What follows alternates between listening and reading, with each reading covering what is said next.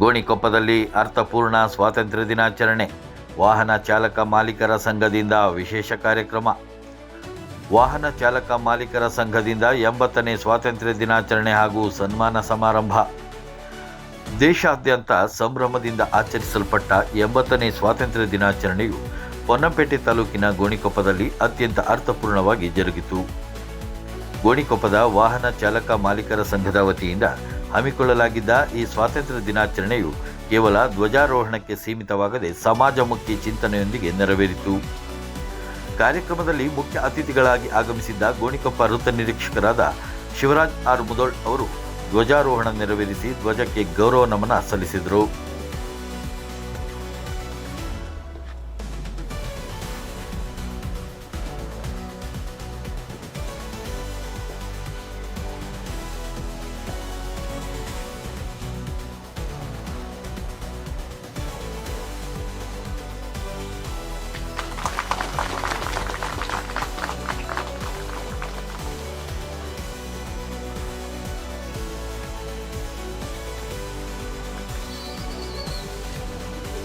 भारत माता की वंदे मातरम, वंदे मातरम, वंदे मातरम. ವಿಸರ್ಜನ್. ಗೋಣಿಕೊಪ್ಪ ವಾಹನ ಚಾಲಕ ಮಾಲೀಕರ ಸಂಘದ ಅಧ್ಯಕ್ಷರಾದ ಶರದ್ ಕಾಂತ್ ಅವರು ಕಾರ್ಯಕ್ರಮದ ಅಧ್ಯಕ್ಷತೆ ವಹಿಸಿದ್ದರು.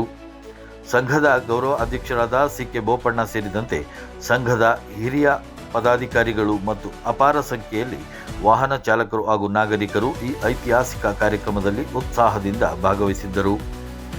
ಸ್ವಾತಂತ್ರ್ಯ ದಿನಾಚರಣೆಯ ಈ ಶುಭ ದಿನದಂದು ಸಮಾಜಕ್ಕೆ ನಿರಂತರವಾಗಿ ನಿಸ್ವಾರ್ಥ ಸೇವೆ ಸಲ್ಲಿಸುತ್ತಿರುವ ಗಣ್ಯ ವ್ಯಕ್ತಿಯೊಬ್ಬರನ್ನು ಗುರುತಿಸಿ ಗೌರವಿಸಲಾಯಿತು.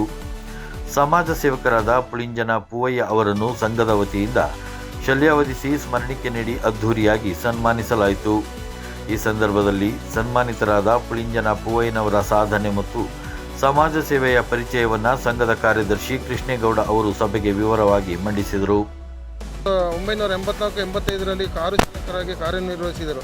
ನಂತರ ಕೊಡಗಿನ ಪಾಲಿಬೆಟ್ಟ ಟಾಟಾ ಕಾಫಿ ಸಂಸ್ಥೆಯಲ್ಲಿ ಸುಮಾರು 10 ವರ್ಷ ಕಂಪನಿ ಕಾರು ಚಾಲಕರಾಗಿ ಕೆಲಸ ಮಾಡಿದವರು. ಇವರು ಮುಖ್ಯವಾಗಿ ಬೀದಿ ನಾಯಿಗಳ ಬಗ್ಗೆ ಹೆಚ್ಚು ಕಾಳಜಿ ವಹಿಸಿದವರು. ಅವುಗಳಿಗೆ ಬಿಸ್ಕೆಟು ಅನ್ನಾಹಾರ ನೀಡುವರಲ್ಲಿ ಇವರು ಹೆಚ್ಚು ಸಂತೃಪ್ತರು. ಕೋವಿಡ್ ಸಂದರ್ಭದಲ್ಲಿ ಗೋಣಿಕೊಪ್ಪಲು ನಗರ ಹಾಗೂ ಪೊನ್ನಂಪೇಟೆಗೆ ತೆರಳಿ ಮನೆಯಲ್ಲೇ ತಯಾರಿಸಿದ ಆಹಾರ ಪದಾರ್ಥಗಳನ್ನು ಶ್ವಾನಗಳಿಗೆ ನೀಡಿ ಖುಷಿಪಡುತ್ತಿದ್ದರು. ಎಲ್ಲಿಯಾದರೂ ಶ್ವಾನಗಳು ಅಪಘಾತಗಳಿಗಾಗಿ ಸಂಕಟ ಪಡುತ್ತಿದ್ದರೆ ಇವರು ಸುದ್ದಿ ತಿಳಿದೊಡನೆ ಆ ಶ್ವಾನವನ್ನು ರಕ್ಷಿಸಿ ಪಶುವೈದ್ಯ ಶಾಲೆಗೆ ಕೊಂಡೊಯ್ದು ಪ್ರಥಮ ಚಿಕಿತ್ಸೆ ಕೊಡಿಸಿ ಉಪಚರಿಸುತ್ತಿದ್ದರು. ಬೀದಿ ನಾಯಿಗಳಿಗೂ ಇವರು ಆತ್ಮೀಯರಾಗಿದ್ದರು. ಇವರನ್ನು ಕಂಡೊಡನೆ ಈ ಮೂಕ ಪ್ರಾಣಿಗಳು ಇವರನ್ನು ಸುತ್ತುವರಿದು ಕೃತಜ್ಞತೆ ಸಲ್ಲಿಸುತ್ತಿದ್ದವು. 2018ರಲ್ಲಿ ಸಂಭವಿಸಿದ ಜಲಪ್ರಳಯ ಸಂದರ್ಭ ಇವರು ದುರ್ಬಲ ವರ್ಗದ ಕುಟುಂಬಗಳು ಆದಿವಾಸಿಗಳಿಗೆ ಆಹಾರ ಕಿಟ್ಟು ಮತ್ತು ತರಕಾರಿ ವಿತರಿಸಿ ಸಹಾಯಹಸ್ತ ನೀಡಿದರು. ಸುಮಾರು 25ಕ್ಕೂ ಅಧಿಕ ಬಾರಿ ರಕ್ತದಾನಕ್ಕಾಗಿ ಕರೆ ಬಂದಾಗ ರಕ್ತದಾನ ನೀಡುವ ಮೂಲಕ ರೋಗಿಯ ಜೀವ ಉಳಿಸಲು ಸಹಕಾರ ನೀಡಿದ್ದಾರೆ.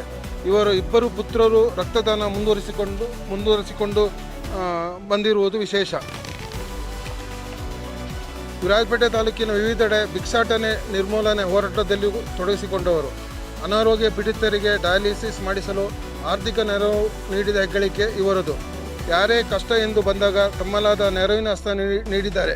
ವಯೋವೃದ್ಧರಿಗೆ ಆರೋಗ್ಯ ಸೇವೆ ಒದಗಿಸುವುದು, ಆಸ್ತಿ ವಿವಾದವನ್ನು ರಾಜಿ ಮೂಲಕ ಇತ್ಯರ್ಥಪಡಿಸಲು ಶ್ರಮಿಸುವುದು, ಶಾಲಾ ಮಕ್ಕಳಿಗೆ ಸಮವಸ್ತ್ರ ವಿತರಣೆ, ಕಾವೇರಿ ಜಲಮೂಲ ಸಂರಕ್ಷಣಾ ಹೋರಾಟದಲ್ಲಿ ನಿರಂತರವಾಗಿ ತೊಡಗಿಸಿಕೊಂಡು ಕುಡಿಯುವ ನೀರಿಗೆ ತ್ಯಾಜ್ಯ ವಿಲೇವಾರಿ ಮಾಡುವವರ ವಿರುದ್ಧ ಹೋರಾಟ ನಡೆಸುತ್ತಾ ಬಂದಿದ್ದಾರೆ. ವರ್ಷಂಪ್ರತಿ ಹಬ್ಬ ದಿನಗಳಲ್ಲಿ ಸುಮಾರು 200ಕ್ಕೂ ಹೆಚ್ಚು ಅಧಿಕ ಮಂದಿಗೆ ಅನ್ನದಾನ ಮಾಡಿ ಉಪಚರಿಸುವುದು ಇವರ ಇತರ ಸೇವೆಗಳು. ಕಳೆದ ಸುಮಾರು 40 ವರ್ಷಗಳಿಂದಲೂ ಇವರ ವಿವಿಧ ಸಮಾಜಮುಖಿ ಕೆಲಸದಲ್ಲಿ ತಮ್ಮನ್ನು ತೊಡಗಿಸಿಕೊಂಡಿದ್ದಾರೆ. ಇವರ ಸಮಾಜ ಸೇವೆಗೆ ಇವರ ಪತ್ನಿ ಪಲ್ಲವಿ ಅವರು ಬೆಂಬಲ ನೀಡುತ್ತಿರುವುದು ವಿಶೇಷ. ಅದಕ್ಕಾಗಿ ಸಂಘದ ವತಿಯಿಂದ ಅವ್ರನ್ನ ಈ ದಿವಸ ಸನ್ಮಾನ ಮಾಡಬೇಕಾಗಿ ನಮ್ಮ ಗೋಣಿಕೊಪ್ಪ ವೃತ್ತ ನಿರೀಕ್ಷಕರಾದಂಥ ಶ್ರೀಯುತ ಮುದೋಳ್ ಸಾರು ಮಾಡಿಕೊಡ್ಬೇಕಾಗಿ ಕೇಳ್ತೀವಿ. ಟ್ರೈಪಂಡ್ರು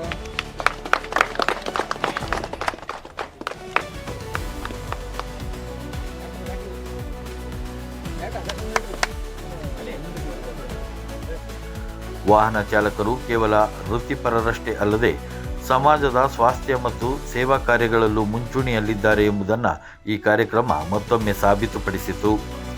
ರಾಷ್ಟ್ರಭಕ್ತಿಯೊಂದಿಗೆ ಸಮಾಜ ಸೇವೆಯ ಸಂದೇಶ ಸಾರಿದ ಈ ಕಾರ್ಯಕ್ರಮವು ಗೋಣಿಕೊಪ್ಪದ ನಾಗರಿಕರು ಹಾಗೂ ವಾಹನ ಚಾಲಕ ಮಾಲೀಕರ ಒಗ್ಗಟ್ಟಿಗೆ ಸಾಕ್ಷಿಯಾಯಿತು. ಕಾರ್ಯಕ್ರಮದಲ್ಲಿ ಸಂಘದ ಗೌರವ ಅಧ್ಯಕ್ಷರಾದ ಸಿ.ಕೆ. ಬೋಪಣ್ಣ ಸೇರಿದಂತೆ ಗಣ್ಯರು ಪಾಲ್ಗೊಂಡಿದ್ದರು.